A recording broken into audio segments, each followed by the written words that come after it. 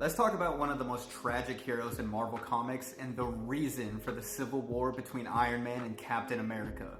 This is Speedball. Robert Baldwin, or Speedball, was just like any other teenage superhero. He was just a normal kid wanting to learn how to control his powers and save people. And Robert actually had a pretty interesting power. He was basically a human pinball. Every time he hit something, he would bounce off and he would continue to go faster and faster.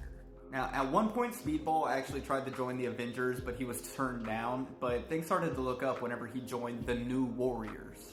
Now, around this time, the New Warriors are going to try to increase their popularity a little bit by actually live streaming some of the battles that they have with their supervillains, and that's what brings us to Stamford, Connecticut. The New Warriors are going to discover that this house in Stamford is actually a hideout for this supervillain named Nitro, who's basically a human bomb.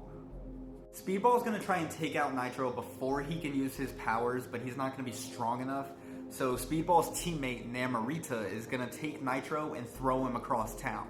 Nitro's going to land right next to a school, and as Namorita tries to knock him out, he's going to tell her that he's not like the normal villains they're used to playing with. They're playing with the big boys now. And Nitro is going to unleash a massive blast right in the middle of town, with Speedball somehow being the only survivor of this massive blast. It was later revealed that the kinetic field that Speedball's body generates is what saved him from the blast, but at the same time, the blast burnt out his powers, so Speedball is now left powerless. And to make matters worse, he's being blamed for the entire incident that happened in Stamford, and he's going to be under arrest. This incident in Stamford would be so huge, it would impact so many people that it would eventually lead to the Superhero Registration Act, and as we all know, that was the cause of the civil war between Tony and Captain America. Robbie would end up going to jail where everybody knew what he did. It was national news, so he would receive beatings, not only from the other prisoners, but from the guards too.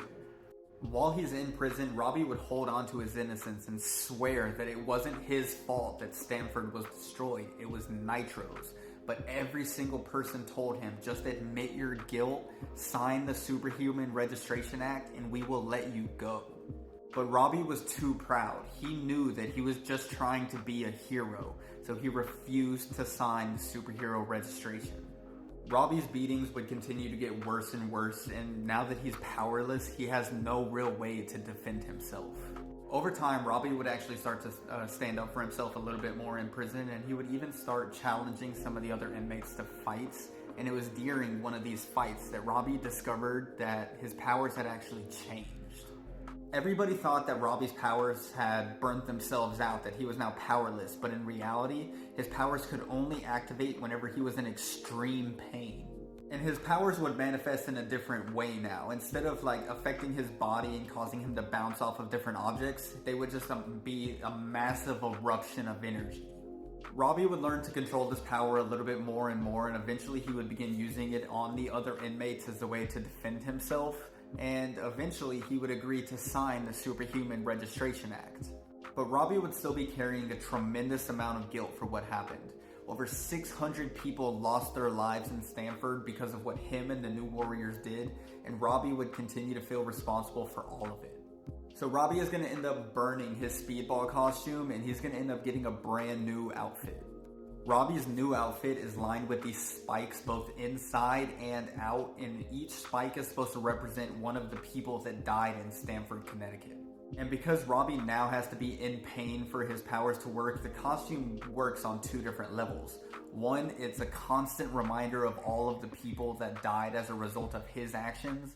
And number two, it allows him to learn better control his powers. And Robbie would end up giving up the name Speedball, and he would start calling himself Penance, a man walking around in a suit that causes him constant torture. And that was the tragic story of Robert Baldwin, otherwise known as Speedball. A really crazy story, and it was really wild of Marvel to make a character that needed to be in constant pain in order for them to use their powers. But let me know in the comments, what did y'all think about the story of Robert Baldwin? And if you like this video, follow if you want to see more.